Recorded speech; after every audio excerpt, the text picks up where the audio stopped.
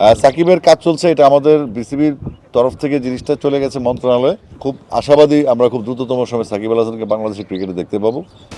দেশে না থাকলেও দেশের ক্রিকেটে বরাবরই আলোচনায় সাকিব আল হাসান।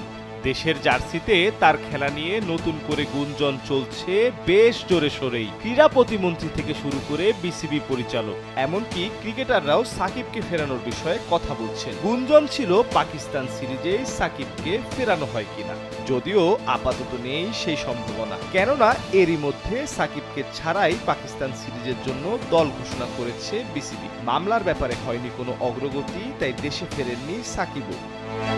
আগামী মাসে নিউজিল্যান্ড সিরিজ দিয়ে দেশে ফেরার আশা করছেন সাকিব। দেশের প্রথম সারির একটি গণমাধ্যমকে এই তথ্য নিশ্চিত করেছেন খোদ সাকিব নিজেই। নিজের ফিটনেস ধরে রাখতে কঠোর পরিশ্রম চালিয়ে যাচ্ছেন। তবে কি পরবর্তী মাসেই দেশে ফিরবেন সাকিব, নাকি তার বিরোধীদের তোপের মুখে জল হবে ঘোলাটে?